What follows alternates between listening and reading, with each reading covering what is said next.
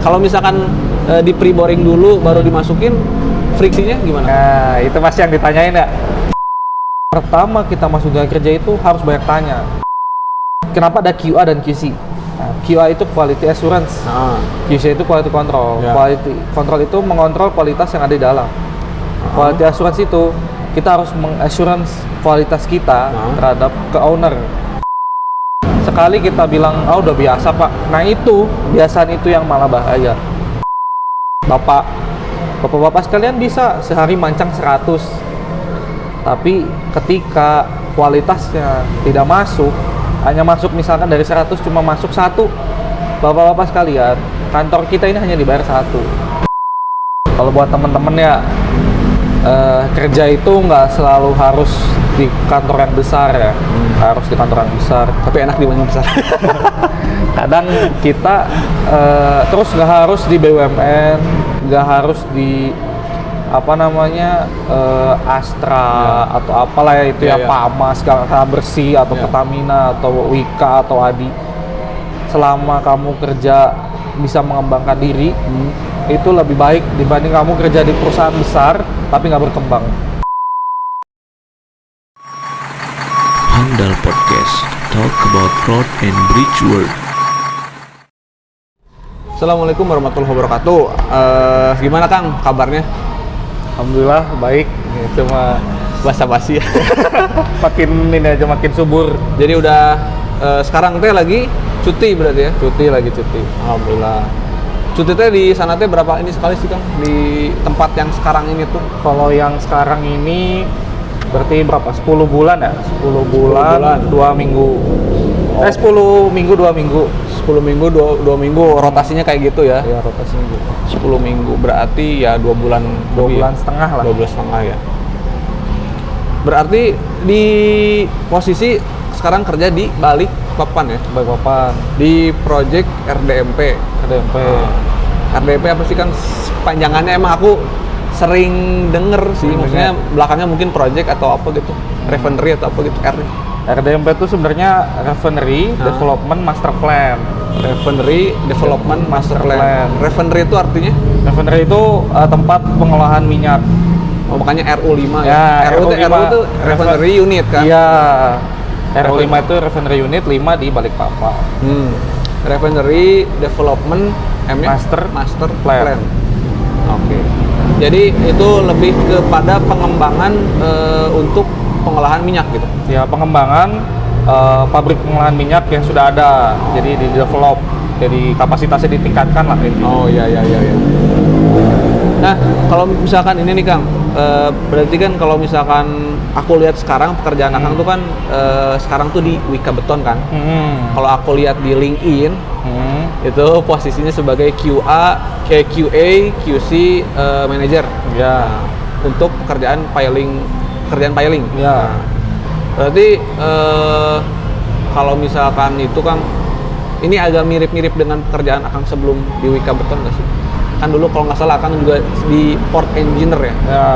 Itu gimana Kang? Kalau bisa diceritain dulu sebelum di Wika Beton, itu pengalamannya ngapain? Nah, sekarang pas di Wika Beton, itu sebagai QA QC manager tuh ngapain ya? Jadi gini, kalau sebelumnya kan di Atria ya. Atria tuh lebih ke perencanaan kan. Di perencanaan itu sebenarnya disitulah ilmu sipilnya dipakai sebenarnya. Jadi kalau kita yang baru lulus gitu ya, langsung masuk ke konsultan itu bener sebenarnya. Jadi kita tahu dulu nih sebenarnya ilmu-ilmu yang kita pelajarin tuh pas di dunia kerja tuh dipakainya di mana sih gitu. Nah, di situ kita belajar gimana caranya dari data survei ya, dari survei, batimetri, terus laut, angin, segala macam. Itu kita olah, kita desain sebagaimana ingin klien ya. Kan biasanya klien mintanya saya punya dana segini, tolong desainkan. Kalau dulu kan saya port ya, Akang dulu port and marine, jadi desainnya cuma jetty, dolphin yang gitu-gitu. Nah itu dia minta misalkan berapa nih kapasitas kapal yang mau nanti bersandar gitu. Jadi tapi dengan uang segini cukup nggak gitu. Nanti kita desainin gimana caranya dengan budget segitu bisa terrealisasi tuh si dermaga. Nah, terus sekarang pindah nih dari dunia yang tadinya perencanaan. Pelaksanaan. Sekarang pindah ke kontraktor yang isinya ya pelaksanaan. Ya. Gimana caranya Tapi dari kan kalau potong sedikit, Ya, kalau Wika Beton kan sebenarnya dasarnya dia pabrik beton kan, atau Betul. misalkan nge-sub juga jadi kontraktor juga ya? Ya, jadi Wika Beton ini sebenarnya nih ya, jadi promosi dikit nih. Jadi Wika Beton ini tuh anak perusahaannya Wijaya Karya, Ya. jadi Wika Group. Nah, Wika Beton ini main core bisnisnya itu di precast, memang produksi Ya. precast dari mulai tiang sampai girder, Ya. gedung, precast gedung juga Wika Beton produksi juga. Terus di sini Wika Beton itu lagi mengembangkan anak perusahaan bisnisnya. Nah, itu di API namanya, Yeah. Engineering, Production, Installation. Yeah. Jadi dari mulai desainnya, terus produksinya, sama instalasinya produk itu kita bisa satu kontrak gitu, Yeah, yeah. satu pekerjaan. Gitu sih kalau main core bisnisnya memang precast, tapi kita lagi pengembangan nih. Jadi makanya kita ada divisi baru namanya divisi operasi. Nah, di Oke. bawah divisi operasi itu ada unit pemancangan, unit post tension, Oh, iya. unit proyek dan lain-lain, banyak di bawahnya. Oke, gitu. Jadi inilah pengembang gitu. Biar nggak fokus di situ aja gitu. Nah, berarti dengan posisi yang sekarang kan di RDMP ini sebagai QA QC, Kang. Nah, ya kalau yang aku tahu yang namanya QC yang namanya quality lah ya. Nah, cuman kalau misalkan dari segi pekerjaan piling sendiri, hal-hal apa aja yang biasanya jadi perhatian khusus untuk dicek gitu kan, mutunya tuh apa aja sih yang dicek gitu kan, poin-poinnya biasanya untuk pekerjaan piling tuh mulai dari mungkin titik kali ya, dari penentuan titik sampai dia kalau pekerjaan piling sampai apa biasanya? Sampai final set Berarti udah gitu sampai dia mencapai tanah keras atau kedalaman desain. kalau misalkan nanti ini kan berarti kalau pekerjaan piling kedepannya mau dibuat dermaga kan, atau pelabuhan kan, atau Macem-macem, piling bisa di atasnya tuh bisa bangunan, bisa sebutannya apa sih yang tangki minyak itu tuh? Apa sih yang bentuknya bulat itu kan? Nah. Itu juga pakai yang kayak gitu kan? pakai sama tangki di sana ada beberapa jenis tangki ya. Tangki tanpa tekanan Ya. sama tangki bertekanan. Jadi kalau tangki bertekanan itu isinya gas. Nah, balik yang itu dulu Kang, yang apa tadi? Kalau yang Quality check. Nah, Oke. apa aja tuh?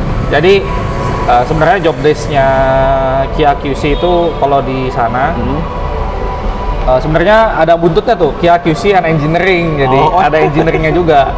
Jadi QC itu anak ilmunya tuh sebenarnya anak dari engineering. Ya. Jadi tetap kembali lagi semua ke engineering. Cuman engineering ini mengeluarkan syarat-syarat apa aja sih? Acceptance kriteria nih. Yap. Nah, acceptance kriteria yang akan dikontrol sama orang-orang QC. Ya. QC ini dari mulai kalau misalkan piling ya, pekerjaan piling pertama kita datangin material kan. Ya. Nah, material datang kita cek dulu nih. Materialnya mau dari brand manapun ya, mau Ya. dari Wika, mau dari Waskita, Adi segala macam kita cek. Ini layak nggak sih buat kita lakukan pemancangan? Ya. Pertama umurnya dulu. Umur. Oke. Kadang kan mungkin kalau untuk handling 7 hari setelah dia buka cetakan udah bisa lah di handling ya, diangkat. Ya. Tapi belum tentu itu bisa dipancang. Jadi kalau rata-rata standar ya, pemancangan standar itu 14 hari setelah pembukaan cetakan. 14 hari setelah pembukaan ya. Ya, jadi kan di pabrik dibuka tuh cetakan. Ya. Nah, dari pembukaan cetakan itu langsung kasih tanggal buka cetakan kan. Nah, di situ. Itu Akang mulai ngecek awalnya dari situ. Iya, dari situ dulu. Berarti itu Umur. posisinya di pabrik atau Enggak. di stockpile mungkin ya? sudah dikirim ke lapangan. Iya. Jadi dikirim pakai trailer atau pakai tongkang, kita cek.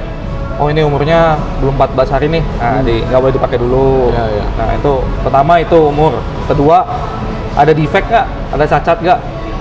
Bentar Kang, sebelum yang tadi, pas ngecek umur itu hanya sekedar ngelihat tanggal aja atau yang lainnya juga? Kalau di lapangan tanggalnya aja. Tanggal aja. Nah, Berarti tunggu sampai dia umurnya cukup baru bisa dipakai. Lebih dari Oke. 14 hari rata-rata. Yang kedua tadi defect. Defect. Nah, kedua defect nih. Defect ini kira-kira apa aja nih? Kalau rata-rata ya, produk beton itu pertama kropos lubang baut namanya. Kropos lubang baut. Ya. Nah, kropos lubang baut karena namanya pekerjaan cetakan beton ya, yang tadinya bentuknya kayak bubur ya kan, di spinning sampai dia jadi produk itu kan kadang ada defeknya nih. Iya, iya. Nah itu proses lubang baut itu bisa terjadi karena ya cacat di pabrik lah. Iya. Satu, kedua kropos sirip. Kropos sirip. Nah, cetakan itu kan ada siripnya tuh. Ya. Nah di situ kan ada baut. Nah ketika baut itu nggak kenceng atau nggak rapet, itu Ya. bakal keluar kan. Oh. Ketika di spinning. Oh. Sebelumnya udah tahu belum nih produksi? Kalau aku yang itu Kang, yang pernah ke Wika Beton di mana sih, Majalengka. Pernah sedikit dijelasin gimana proses spinning. Jadi kan dia kan bolongnya tuh karena diputer kan. Tuh. Sekalian aja sekalian. Oke. Jadi kalau misalkan ditanya ini nih Kang, secara umum aja nih mungkin ya. Secara umum proses Pembuatan. Ya produksi beton dari awal sampai akhir. Nah, ini khususnya ya mungkin spoon pile. semua produk kali ya. Oh, semua produk. Atau yang paling ini spoon pile mungkin ya. Jadi memang yang jadi primadona di Indonesia ini paling banyak itu produksi spoon pile. Spoon pile. Makanya contohnya nih kenapa Wika betonnya O-nya itu warna merah. Nah itu tuh contohnya plat sambungnya si tiang gitu. Jadi Yang artinya merah. ke sana. Iya, artinya ke sana. Jadi primadonanya memang dari awal itu Spoon tiang pile. listrik sama spoon pile. Nah, spoon pile sama tiang listrik sama cara ini. Produksinya sama. Gimana tuh Kang? Nah. Awal sampai akhirnya. Jadi kalau misalkan produksi ini ya, material-material precast yang diputar ya, produk putar nih. Iya. Karena di pengelompokannya produk non putar dan produk putar. Oh gitu pengelompokannya. Produk putar itu spoon pile, terus tiang listrik, terus TP kotak, tiang panjang kotak yang Oh, spoon. iya. Ada. Jadi kotakannya kotak, cetakannya kotak, tapi tetap diputar. Jadi Oke. tengahnya bolong. Nah itu yang pertama itu tetap perakitan PC bar ya. Ya. PC bar. Penulangan biasa ya. Ya penulangan lah bahasa Bahasa kuliahnya penulangan. Karena bedanya tulangan di tiang pancang sama tulangan biasa bedanya di tensile Mutu. strength-nya. Ya, di mutu berarti ya. Ya, UTS-nya lebih besar, jauh lebih besar karena dia kan ditensil dulu. Ya. Itu dirakitan kalau di pabrik itu udah semi otomatis, jadi tinggal masukin aja, nanti dia langsung muter sendiri untuk bikin sengkangnya. Ya. Itu pertama. Kedua, persiapan cetakan. Ya, casting lah ya. Ya, casting, ya cetakan. Oh, cetakan itu kita cek dulu nih kelurusannya, terus desainnya mau berapa sih nih, terus diameternya. Diameter kan kalau di Wika Beton dari mulai diameter 300 Ya. sampai 2000. 2000. Iya, 2 meter. Gede banget. Iya, gede. Oke. Gede banget ya. Memang bisa 2000, tapi jenis produksinya beda kalau lebih besar. Ya, jadi beda plan lah. Iya. Jadi di situ cek diameter nih. Oke. Kita ambil, bersihin, Ya. terus cek lurusan ininya, baut-bautnya lengkap apa enggak. Nah, terus masuk ke pemasukan PC bar ke cetakan. Oke, masuk, udah di setting nih. Ya. Karena kan dia ada kuncinya. Karena dia kan kalau ya ada bottom, ada middle, Ya, ada ya. upper Ya, ya. ya. Jadi ada yang dikasih plat sambung, ada yang dikasih bottom pensil atau bottom mamira, bottom apa. Nah, itu di situ kita kunci. Ya. Karena di situ kan kita akan di stressing kan. Berarti pretension ya kalau ini. Ya, pretension. kan. Nah, di situ Jadi dikunci dulu. ditarik sebelum dicor kan ya. Dicor dulu. Oh, dicor dulu. Dicor Kan dulu. pretension. Ya, pretension bukan jadi kan ada pretension sama post tension. Post-tension. Kalau post tension itu bahan materialnya sudah setting, baru di ditarik. stressing. Oke. Kalau pretension itu ditarik dulu, baru nanti dibuka Dicor. cetakan. Oke. Ya. Kalau sistem kerjanya dia dicor dulu. Dicor dulu. Setelah dicor dipindah ke tensioning, pretensioning, kita pretension ditarik, Baru dibuka. itu biasanya 70% dari UTS. Ya. Tarik, baru nanti masuk ke spinning. Oh, Mesin spinning. Jadi sepanjang itu mau 12, 24 itu langsung di spinning. Ini belum dicor kan? Udah dicor. Karena tadi Oke. masukin casting, kecor, Dicor. cornya itu nanti dia ada relnya gitu. Iya. Nah, udah masuk ke tutup, terus di stressing, Oh ya. stressing masuk spinning, Spinning. udah kan itu ada angka-angka Ya. ininya ya, berapa menit itu rahasia dapur lah. Terus itu baru setelah di spinning masuk ke bak curing. Oh. Biasanya kalau di Witon pakainya steam curing. Bentar Kang, tadi yang spinning tuh biar munculin bolongnya bukan kan? Betul, jadi Tapi kan udah dicor tadi. dicornya itu, jadi kan dia cetakan bulat nih, tabung. Ya. Kita cornya itu sesuai volume hitungan. Volumenya ya ini diameter dalam, diameter luar, Iya. dikurangin kali panjang, masukin. Jadi nggak full. Nah, dari situ di spinning. Nah, spinning ini proses di mana si adukan itu kena sentrifugal. Oh ya. Nah, sentrifugal itu jadi dia terbuang, terpental ke sisi-sisinya kan. Nah, di situ barulah terjadi kenapa namanya spoon pile gitu. Pile. Oke. Jadi diangkat, di curing. Kalau di pabrik itu bisa 1-2 hari bisa buka cetakan. Curingnya khusus nggak? Maksudnya direndam pakai apa gitu atau ditutupin apa atau Kalau rahasia di pabrik?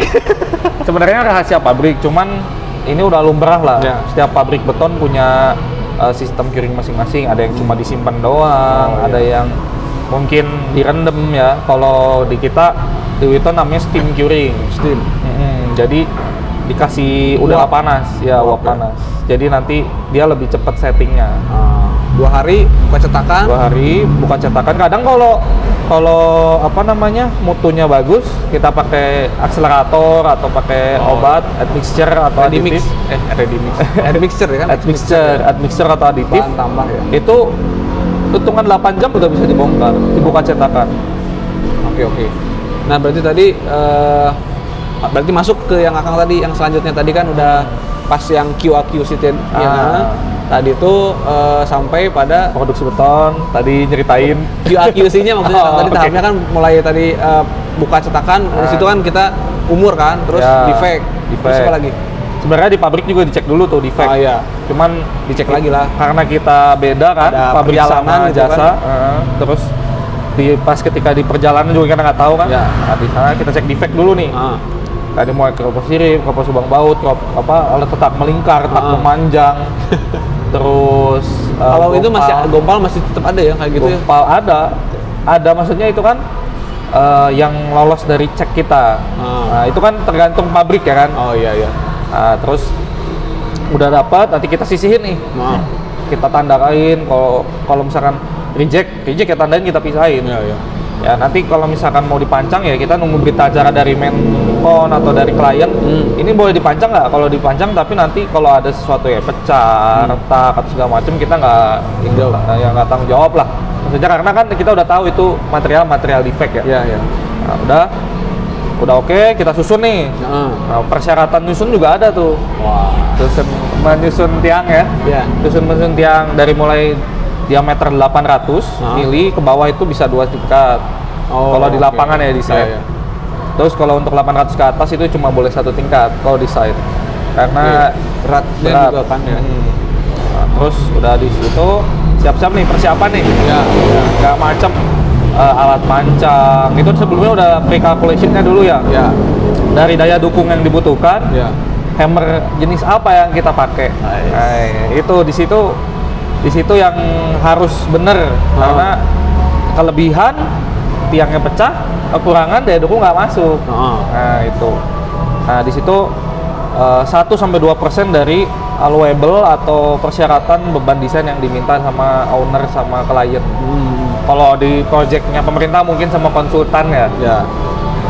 Tadi Kang kalau yang jenis hammer tuh kan mungkin yang kita tahu kalau buat mancang ya di drop di hammer yang di apa sih namanya? Pokoknya nggak dipukul tapi di jacking. Terus apa lagi Kang?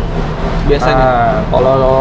Kalau lumrahnya ya, lumrahnya kalau piling itu pertama diesel hammer, diesel hydraulic hammer.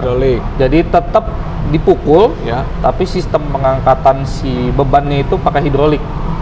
Oke. Hidrolik sama hammer. Kemudian ada diesel HSPD. Ya. Jadi dia di jacking. Terus ada bore pile ya, lumrah tuh kan? Ya. 4 itu. Umum lah. Terus kalau di Witon ada 2 lagi. Namanya pre-boring. Jadi nanti si titiknya itu kita bor dulu. Kita bor dulu sampai ke dalam desain, baru dimasukin tiangnya. Nah, Kang, kalau misalkan pre-boring kayak gitu tuh, mungkin ada yang pertanyaan yang enggak, ya aku kan kalau misalkan di pre-boring dulu baru dimasukin friksinya gimana? Nah, itu pasti yang ditanyain ya. Sebenarnya pre-boring ini frictionnya itu tetap ada. Karena pre-boring di Wika Beton ini nggak sekedar tanahnya dibor aja, tapi kita pakai semen milk. Jadi nanti ada perkuatan tanah di mana si tanah itu dicampur dulu. Oke. Campur. Jadi ketika kita sambil ngebor, alat itu bisa nginjek semen milk di dalam. Nah terus nanti setelah di ini dan diameternya itu nggak sebesar diameter tiang, lebih kecil. Ya lebih kecil sekitar 10 cm lah. Sekitar 10 cm, lebih kecil kan. Jadi kita tinggal masuk aja gitu. Tinggal masuk, tinggal ditekan aja. Masuk ke dalaman desain. Tapi biasanya, itu diaduk, jadi tanahnya diaduk sama semen. Oh. Biasanya berarti yang di pre-boring itu kalau tanah-tanah yang di mana kan? Nah, pre-boring ini kelebihannya dia low getaran, rendah getaran. Jadi biasanya di kota-kota sebenarnya harusnya ya. Kota-kota itu pre-boring dan inner boring ini sama penggunaannya untuk di kota. Itu pertama, kedua untuk beban besar. Misalkan tower tinggi nih, tower atau gedung besar. Nah itu kadang kan butuhnya bor pile-nya. Kalau bor pile kan kadang suka susah kita buat ngecek dia tuh bentuknya bener nggak sih gitu kan. Mutunya juga di PIT juga kadang kan nggak masuk ya kan. Nah, sedangkan kalau dengan pre-boring dan inner boring ini integrity si tiang itu udah pasti. Karena kan kita pakai tiang precast kita isi, kita masukkan ke dalam tanah. Nah itu dan daya dukungnya pun dia lebih besar, dari tiang biasa. Tapi kalau misalkan menemukan tanah-tanah yang lensa gitu kan, misalkan dia cuma keras sesaat, setelah itu kosong lagi, pakai pre-boring juga atau? Pakai pre-boring dan inner boring bisa. Benar, bedanya pre-boring inner boring. Kalau pre-boring kan tadi tanahnya digali dulu, masukin tiangnya kan. Nah, kalau inner boring sembari kita ngebor, tiangnya itu sembari masuk. Jadi si auger itu ada di tengah-tengah tiang. Benar, gimana? Ini bor, tiang. Tiang. Augernya itu ada di dalam tiang. Auger ada di dalam tiang. Iya. Oh. Berarti kecil dong augernya. Maksudnya auger itu besarnya lebih kecil dari diameter inner dimensionnya si tiang. Inner boring ya, Kang? Ada ya kayak gitu? Ada. Ini teknologi di Jepang sebenarnya. Jadi kita beli punyanya Nippon Concrete namanya. Kita beli sertifikasi, kita beli alatnya di Nippon Paint. Nippon Paint. Ini apa? Cat. Nah itu sih bedanya itu. Jadi inner boring itu ada auger atau mata bor di sela-sela di dalam si spoon pile. Ya, rongga spoon pile itu. Berarti ya mungkin nggak akan besar-besar banget ya, tergantung pilenya juga. Tergantung pilenya. Pilenya bisa nggak bisa kecil-kecil, jadi minimum itu 600. Diameter 600 ke atas bisa pakai inner boring. Oh, oke.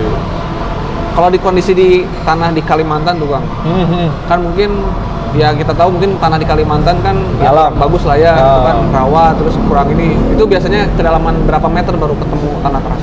Kalau pengalaman kemarin macem-macem dah.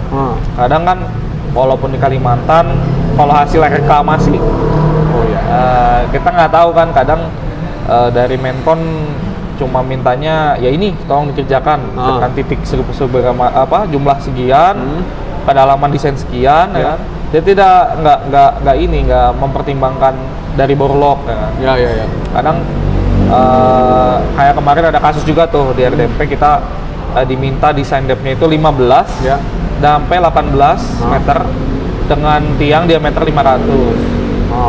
Sedangkan ketika kita dapat borlognya itu setelah pekerjaan dimulai, kita lihat di kedalaman 4 sampai 9 meter itu ketemu tanah keras. 4 sampai 9 meter. Dekat gini? Kayaknya karang sih, karang atau timbunan dulunya, karena itu reklamasi. Karena kalau reklamasi kan ada boulder, ada limestone, kan buat nutup airnya dulu. Nah di situ yang kita khawatirkan. Nah kita sebagai pihak kontraktor cuma bisa ngajuin aja.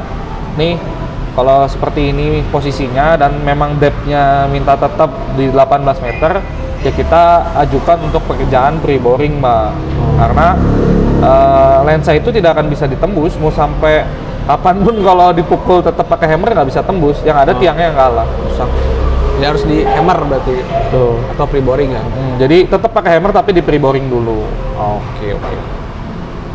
Nah, itu mungkin kan pekerjaan-pekerjaan seputar. Nah, itu mungkin belum beres kan? Tadi kan checklist-checklistnya apa lagi tadi gitu ya? kan? Setelah kita tadi hammer ya. Hammer, terus sebelum pekerjaan kita harus cek dulu nih kan di sana selain pekerja driving kita ada handling juga. Handling Itu unloading tiang dari satu tempat ke tempat lain itu kan kita pakai kren juga kan. Nah itu kita buat lifting plan namanya. Jadi di situ kita lihat nih tiang kan punya stres juga tuh. Ya. Nah tiangnya di mana, makanya kita kalau di setiap produk-produk itu ada titik angkat. Nah kita harus pastikan angkatnya di titik angkat. Kedua krennya mencukupi untuk angkat beban tersebut. Nah itu lifting plan itu ditandatangani oleh ya dari mulai level supervisor sampai ke construction manager. Karena supaya semua tahu kita ngangkat beban seberapa dengan kren berapa. Nah udah itu posisi udah siap nih kren dua-duanya ya. Udah oke. Pemosisian tiang udah oke. Nah sekarang surveying. Kita biasanya sebelum ke surveying Kang, masih penasaran kalau misalkan lifting buat spoon pile umumnya itu titik-titik mana aja yang ditentukan sebagai itu titik angkatnya gitu. Mungkin ada yang belum tahu. Kalau spoon pile itu rata-rata dari pabriknya udah ada tandanya. Tapi kalau secara garis besar itu 1/5L. 1/5L dari ujung tiang. Berapa titik emang? Kalau untuk handling 2, kalau untuk panjang 1. Maksudnya? Kan buat naikin kan? Berarti 1/5 dari ujung, 1/5 dari ini. Terus tadi yang buat panjang maksudnya? Kalau itu lebih panjang lagi, itu sekitar 2 meteran lah. Buat ininya ya? Ya, betul. Karena erection itu kan erection tiang ketika pemancang itu lebih kritis. Jadi lebih dalam lagi dari 1/5L. Gitu. Oke, paham. Berarti kalau buat ngangkat pindah unloading mah kita pakainya 1/5L dengan 2 titik tadi. Tapi kalau misalkan buat kita kan mau mancang berarti kan awalnya si pile tuh posisinya tidur kan. Terus mau dimasukin tuh kita posisi titik angkatnya tadi 2 meteran lah, sekitar 2 meteran. Berarti kalau ini ujungnya berarti ke arah sana gitu Kang. Ya ke arah dalam. Kalau sepanjang ini ya ke arah dalam. Itu baru tahu sih. Baru tahu 1/5L-nya itu. 1/5L tuh udah lumrah lah itu. Banyak produk. Terus tadi Kang kelanjutannya apa? Apanya? Setelah tadi apa tadi teh? Terakhir handling, survei. Survei. Survei ini kita ngikut gambar. Karena kan kalau subcon kontraktor kita dapat transmit gambar nih dari maincon. Ditransmit gambar secara IFC atau issued for construction. Nah, itu IFC sudah oke. Kita ajukan dulu ke mereka natifnya, karena kan kita butuh CAD-nya, kita butuh juga koordinatnya ya. Karena sebenarnya kita bisa aja munculin, cuma kan secara official lah. Dapat koordinat, baru kita kasih ke survei. Survei nanti ada JI dulu namanya. Apa? Joint inspection. Joint inspection sama surveinya Maincon. Karena kita kan bakal narik BM nih. Nah ini bakal ke dunia survei nih. Survei. Surveying itu kan kita punya BM permanen tuh, punyanya JO ya kan. Nah, sedangkan area kerja kita, titik kerja kita itu belum tentu di situ. Kan? Nah, itu kita harus tarik BM dari BM permanen ke BM temporary kita sendiri. Kita buat BM dulu. Nah, di situ harus sepengetahuan Maincon sama pihak kita. Tanda tangan berita acara bahwa BM ini koordinatnya sekian, elevasinya sekian, segala macam lah, XYZ-nya udah oke. Kita bikin berapa nih BM sementaranya? Misalkan sepanjang, kalau misalkan pekerjaan pipe rack gitu kan panjang ya. Kadang dari bisa 2 kilo, 3 kilo ya kan. Nah itu kita bikin beberapa spot biasanya. Kita bikin beberapa spot. Begitu udah di ACC, oke, nanti setiap bulan kita cek lagi koordinat itunya. Berubah apa enggak? Karena kan bahaya ya kalau berubah. Itu udah itu baru survei kita udah punya BM, udah di alat segala macam. Masukin koordinat biasa lah, pakai TS, tembak lah titik-titik pancang yang akan dipancang. Terus proses pengangkatan tadi, terus Calendering belum ya? Belum, lanjut dulu kan, lanjut ya. Lanjut. Jadi bottom file ini kita harus jaga namanya verticality. Bottom file. Nah, Bottom file itu berarti paling bawah ya? Ya, jadi verticality-nya itu harus tetap dijaga. Harus lurus gitu maksudnya? Ya, Harus tegak lurus gitu tegak kan? lurus sesuai dengan desain ya, kecuali desainnya miring. Oh ya. Ya, kalau dulu di konsultan, nah ini ilmu konsultan itu kalau spoon file itu maksimal 1:10 kemiringannya. Nah, itu ini aja ilmu aja ya. Nah, cek verticality-nya itu kalau di proyek RDMP ini harus pakai alat survei. Minimal theodolit atau TS boleh di dua sisi XY. Ya. Nah, kita cek dari XY. Oke, kita kawal terus. Sampai si tiang itu masuk sekitar 3/4 tiang lah, setengah sampai 3/4 tiang, karena kalau masih sepertiga tiang itu masih bisa lari-lari tiang. Itu kita kontrol terus, baru nanti udah steady tiangnya, nggak pindah lagi, bisa ditinggal. Selain pakai alat tadi, theodolit sama itu kita kontrol juga pakai waterbus batang. Dipasang di tiang, langsung di situ ya? di tiangnya, cek. Kalau kurang nanti operator kita sama rigger lah itu. Kalau misalkan aku belum kebayang kalau tadi Kang, yang desain tiang pancangnya miring, itu pas pelaksanaannya miring aja gitu, miring biasa aja gitu. Tapi kontrolnya gimana? Nah, itu kontrolnya tetap pakai survei juga. Maksudnya ngecek verticality-nya? Iya, pakai survei. Miring berapa derajat? 1:berapa kan? Iya. Nah, itu nanti tinggal dicek aja kan. Survei bisa. Itu ilmu persurveian ya? Iya, ilmu persurveian. Kalau lebih ini lagi mungkin sama Pak Yakob. Terus tadi masuk calendering? Belum? Calendering Y-nya. Nanti kita setelah bottom kan belum tentu tuh tiang bottom doang kan. Kadang kan desain ada yang 24, ada yang lebih panjang lah. Nah, kebetulan kemarin 12 meter, kadang ada bisa sampai 36, ada yang 40-an. Nah, ini contohnya kita habis itu kita driving sampai dia ke rata tanah lah, keluar ke tanah 1 meter, kita join welding. Nah, ini yang kadang di Polban ini nggak lumrah ya welding ya. Pengelasan pas saat nyambung itu tadi? Ya. Welding ini kalau di migas, kelas-kelasnya Pertamina itu nggak bisa sekedar welding aja nih. Tapi kita harus siapin namanya WPS dan PQR. Apa tuh? Welding, prosedur dan standar. Speknya lah. Ya. Itu harus di ACC sama inspektor migas. Itu agak panjang prosesnya memang. Dan yang mengajukan itu harus WE atau WI. Welding engineer. Welding engineer atau welding inspector. Dan sekolahnya khusus juga itu, WI WE itu. Sertifikasi lah ya. Betul. Dan politekniknya ada tuh. Oh ya? Iya. Khusus welding? Iya. ITS di ITS.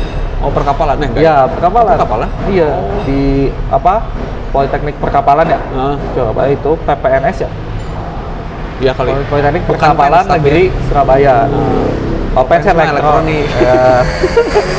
Itu. Nah, di situ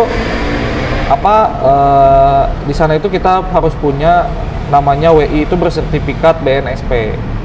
Atau yang namanya di Eropa, di Eropa itu namanya CS Sweep. Bukan AWS. AWS mah American Welding Standard. Beda. Kode itu ya? Kode. Kalau CS Sweep itu sertifikasi lah. Iya.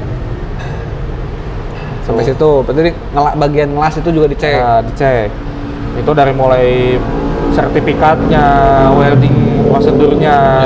PQR itu lebih ke benda uji. Jadi kita pakai benda uji juga nih. Oh iya? Iya, karena weldingnya itu kan struktural kan. Kita pakai AWS juga di situ. AWS 1.1 kan.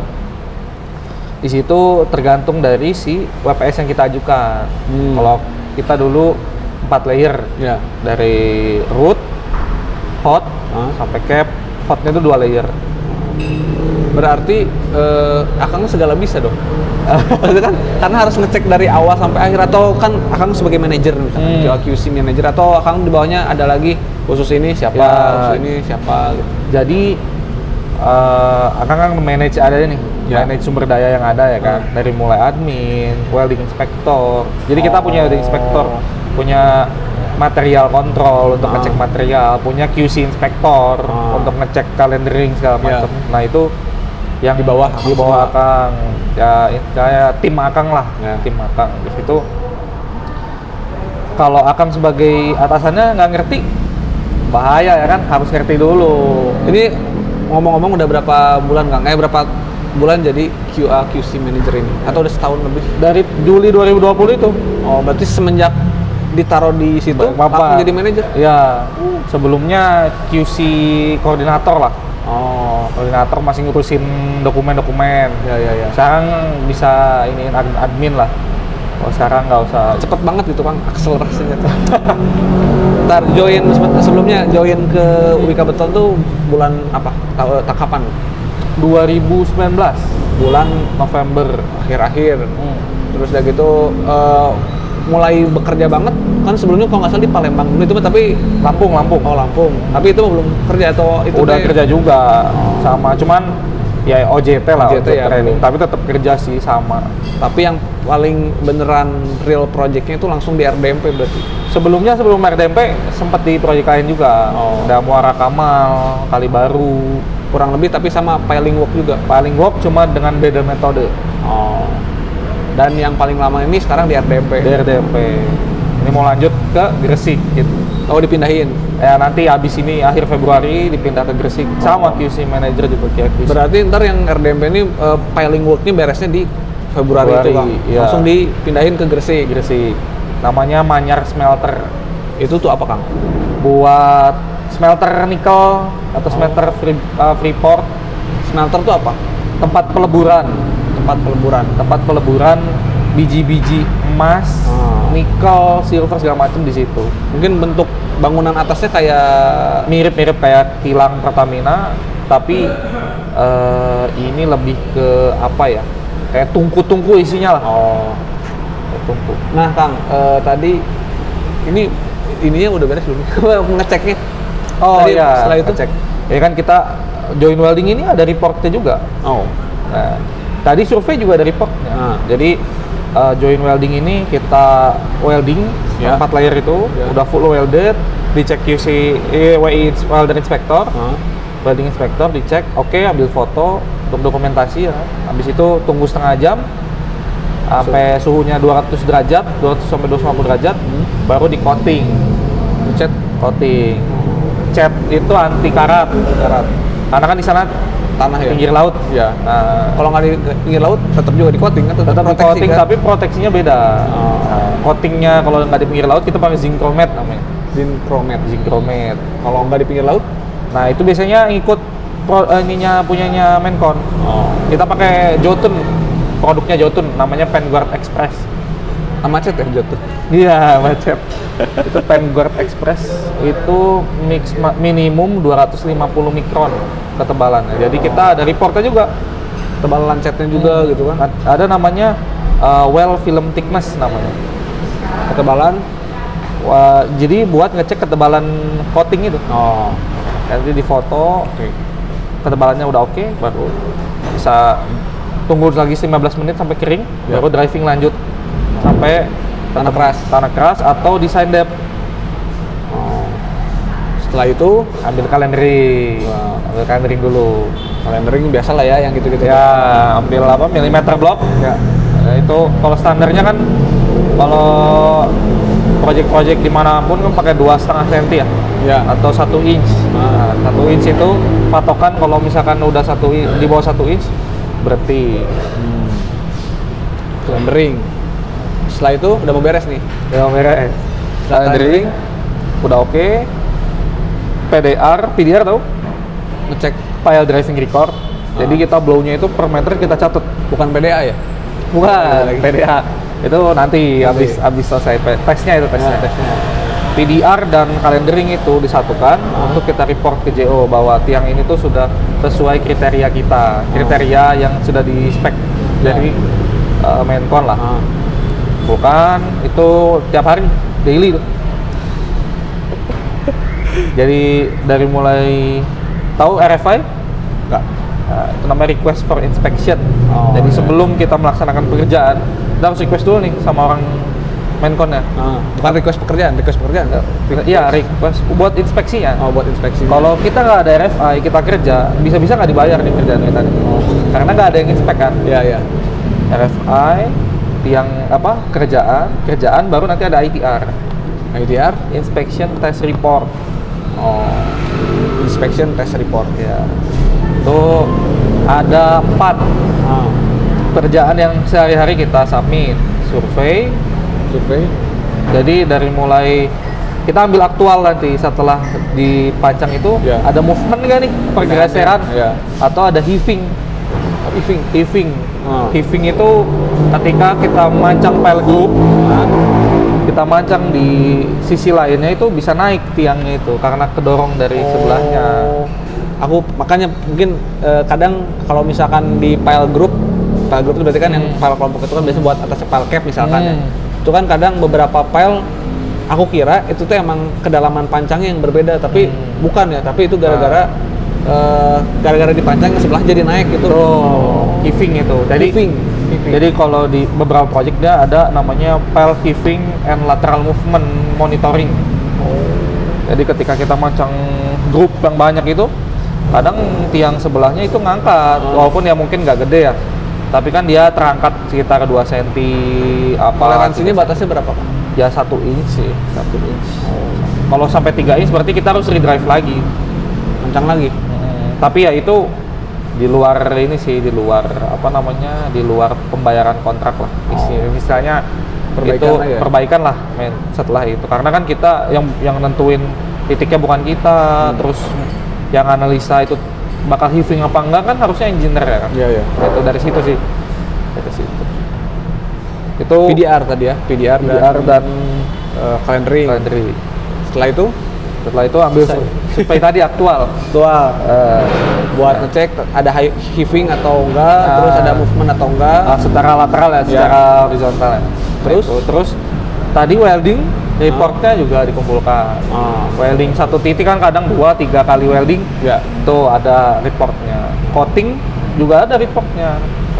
Coating. Jadi satu titik itu 4 report. Survei, driving, welding, coating. Nah itu secara harian.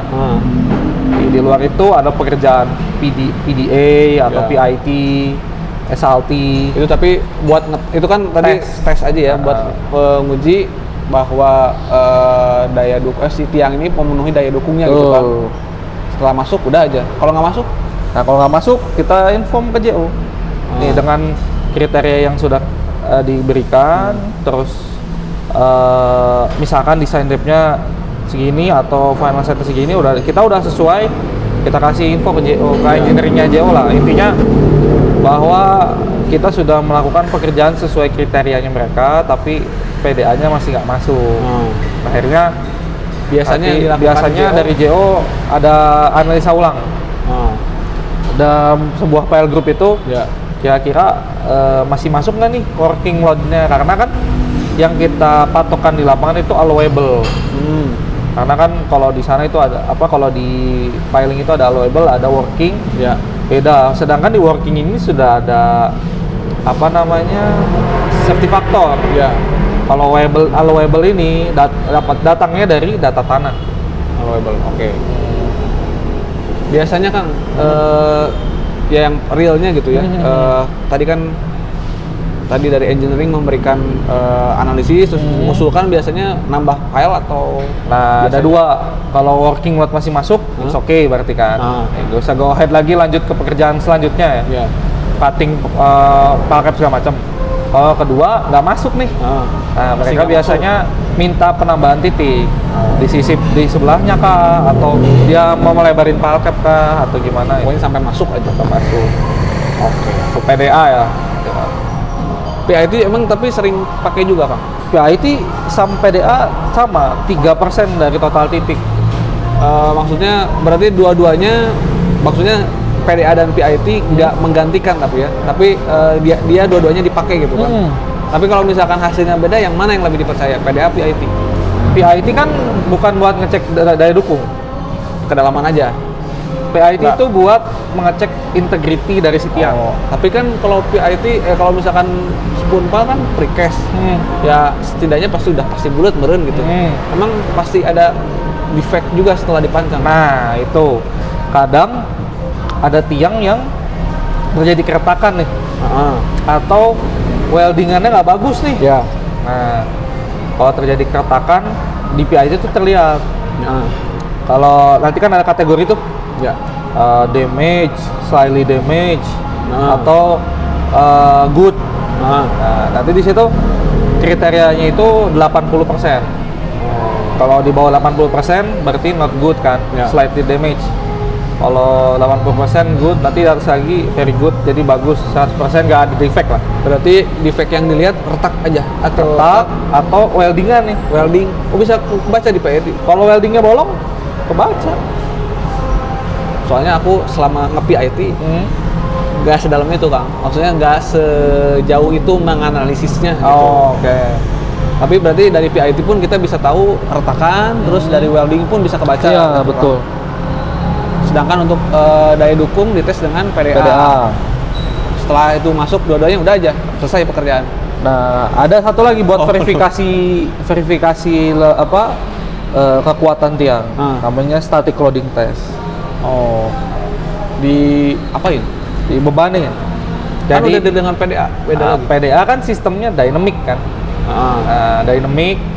PDA singkatannya kan File driving analysis. driving analysis. Kalau PIT file integrity test. Ya. Kalau SLT kan static loading test. Nah, ini itu ada beberapa metode. Mungkin udah pernah belum ya SLT? Belum pernah. Ada reaction file, ada Cantlage, atau pakai alat HSPD bisa. Iya. Jadi Belum pernah dengar sih tapi. kita mengecek dari 3 aspek: Ya. compression strength, tension, Ya. lateral. Itu dibebaninnya gimana, Kang? Ada tiang diapain tuh? Nah. Bebanin biasa. Kalau Cantlage ya, Cantlage itu bebannya dari beban blok beton. Jadi Sekian ton si lah tiang itu dikasih satu doang nih ya, dikasih dudukan, terus nanti dia dikasih beban tiangnya. Tapi dengan metode dua lagi nih, ada ada quick loading test, ada yang biasa, ada cyclic namanya. Oh ya, cyclic berarti. Kalau cyclic itu dia naik, misalkan Si bebannya dinaik turunin? ya 300% misalnya, 0,50, 0 lagi, 100, Ya. 0 lagi, 150, naik lagi, turun lagi. terus sampai 300%. 100%. Gitu. Tapi dengan syarat deformasinya masih di bawah dengan rata-rata, di bawah standar. Udah berapa? Berapa mili? Kalau di project kemarin itu 3 inch, tapi rata-rata sih kalau di ASTM 3 inch sih. Jadi 7,5 cm. Tuh. Kemarin Akang di sana pakainya reaction file. Ngapain? Jadi gimana tuh? Nah, reaction file itu menguji satu file dengan file yang lain. Jadi nggak butuh mobilisasi beton-beton banyak gitu, enggak. Jadi kita pakainya rangka baja. Diikat berarti enggak? Dilas nanti. Tiang-tiang itu diikat maksudnya? Dihubungkan? Iya, dihubungkan. Nanti misalkan contoh-contoh ya, tension dulu ya. Iya. Oh, enak nih kalau ada ini ya. Ada Gambar ya? Dijelasin ya? Jelasin ya. Itu enaknya itu kalau tension itu dia biasanya 2 versus 1 minimum. Ya. Karena di dua gini, jadi tiangnya 3 nih. Ya. Yang 2 ini reaction file-nya. Yang 1 ini titik ujinya. Oh, berarti kita uji satu gimana reaksi 2 tiang di sisi. Jadi yang dites sebenarnya tension itu titik tengahnya ini. Tapi yang 2 ini juga kita monitoring. Jadi nanti kita mainnya pakai jacking. Kita pakai namanya jack. Jack lah intinya. Yeah. Dia cuma ngasih beban. Udah gitu nanti ada load cell-nya lagi. Terus nanti ada apa itu yang buat ngecek defleksi namanya? VDT. Bukan, Dial ya. Nanti di tiang reaction maupun di tiang testing itu ada dialnya. Jadi dia ada pergerakan atau enggak ketika yang itu dibebanin gitu. Jadi nanti di atasnya dikasih, ini potong nih ya. Misalnya 1,5 meter nih, kan metodenya macam-macam ya kan. 1,5 meter, ini yang ini dipotong 1 meter. Jadi nanti 1 atau 1 meter dipotong, jadi kan lebih rendah. Ya. Nah, baru dibobok 50 cm. Nanti dikasih pelat lagi, dikasih wedges. Tahu aja. Ujung dari Cak. Nggak tahu ya. Pernah lihat kalau misalkan di stressing mah. Ah ya, buat stressing kan kasih cak tuh, buat Macam nahan kuku ya. kuku buat nguncinya. Ya. Kasih cak. Nanti pelatnya itu disambungin pakai PC bar. Jadi udah dihitung nih beban si ini berapa, nanti PC bar butuh berapa. Nanti di atasnya ada rangka lagi buat nahannya. Baru di bawahnya di jacking. Dan nanti ketarik kan? Ya. PC barnya ketarik. Yang reaction banyak ketekan, yang ininya ketarik. Itu yang dilakukan di proyeknya Kang. Ya. Jadi kesimpulan dari dari pengujian ini adalah Hasil pengujian tensionnya, tension tiang, itu pertama. Kedua, compression. Kalau compression lebih banyak reaction palnya. Jadi rangka di atasnya rangka beam. Iya. Jadi compressionnya itu berapa? Dan lateral, kekuatan lateral. Jadi ini mengverifikasi bahwa kekuatan tiangnya itu segini. Kekuatan tiang dan tanahnya ya. Oh, kekuatan tiang dan tanahnya segini gitu. Di Iya, akhir teh ya. Jadi betul. itu udah akhir dari pekerjaan yang akan cek gitu. Kalau sudah oke, udah hasil SLT, PDAP IT oke, file driving-nya udah oke sesuai Iya. quantity, serah terima. Handover. Ya, gampang lah kerjaannya kontraktor mah nggak susah-susah. Jadi Kang, tapi kalau misalkan aku ini ya, aku lihat memang pekerjaan Akang yang sekarang lagi di handle tuh banyak hal baru yang menurut aku nggak aku dapat waktu kuliah, pasti itu mah ya. Nah, berarti kan kalau gitu waktu Akang pas awal terus dikasih tanggung jawab buat jadi itu, gimana cara bisa memahami semua tahapan setiap pengecekan itu ya secara cepat. Yang namanya manajer kan mungkin harus cepat juga kan pahamnya gitu kan. Yang Akang lakukan waktu kemarin gimana? Sebelum gini sih, sebelumnya kan banyak pembekalan dari kantor nih, dari perusahaan untuk ya belajar sendiri sih. Kita dikasih PPT atau kasih laporan, ini contohnya kita baca segala macam, dari mulai di report itu kan semua kebaca nih. Pendahuluan, tujuannya tes apa, ya kan, metodenya seperti apa, terus konklusinya yang dikeluarkan apa, ya kan. Dari metode kita bisa tahu data inputannya apa sih, diprosesnya seperti apa, hasilnya apa. Jadi emang udah dibekelin ya. Terus banyaknya sih kalau aku ya, Akang nih di dunia kerja ini belajar sebelumnya di tempat PKL. Dulu kan sempat PKL di Cisumdawu, di Wika juga. Udah pernah tuh pengujian PIT pernah, pengujian PDA pernah. Yang belum ya SLT, cuman SLT ya tinggal dibaca aja reportnya sih. Tapi kan istilahnya kalau misalkan dibekelin mah mungkin semua dibekelin, tapi kalau misalkan bicara kok bisa cepet sih gitu kan mungkin beda-beda ya. Itu mungkin tergantung orang dia mau rajin ini atau enggak gitu kan. Sama mungkin pengalaman yang pernah didapat waktu PKL kan. Sama jangan malu nanya sih kalau kok nggak tahu. Nah, ya itu sih. Kadang banyak nih ya teman-teman Akang kan di sana nge-hire lokal juga. Admin, engineer, apalagi segala macam lah, dari mulai segi aspek engineering QC sampai ke HSE segala macam kan hire juga tuh. Nah, banyaknya tuh teman-teman baru-baru ini tuh kayak malu-malu, takut dibilang oh kayak gitu aja nggak ngerti. Sebenarnya pertama kita masuk dunia kerja itu harus banyak tanya. Jadi ketika kita nanti berada di posisi yang lebih tinggi, nah di situ kita udah tahu nih dari awal. Karena kalau sudah di yang tinggi nih, kita ngeluarkan statement ternyata salah, bisa kita yang kena. Karena kalau sekelas manajer tuh harus bisa ngeluarin statement yang nggak menyudutkan siapa-siapa, terus tapi bisa memecahkan masalah yang ada. Berkaitan sama itu Kang, berarti Akang sebagai QA QC manager, apa hal yang paling susah yang Akang temui ketika di posisi itu gitu? Pernah nggak gitu? Enggak sih semua. Kalau kesulitan pasti ada ya. QA dan QC ini sesuatu yang bersambungan lah, engineering, QA, QC ya. Teman-teman di proyek itu pelaksana, supervisor, teman-teman pekerja di bawah itu kadang nggak melek masalah kualitas. Karena mereka pikir ya sekedar ya udah gue kerja dapat uang pulang, kerja dapat uang pulang, Itu aja gitu terus. aja terus Tanpa Sedangkan- lihat kualitas. karena kita ini harus kenapa ada QA dan QC. Nah, QA itu quality assurance, QC itu quality control. Ya. Quality control itu mengontrol kualitas yang ada di dalam. Quality assurance itu kita harus mengassurance kualitas kita terhadap ke owner.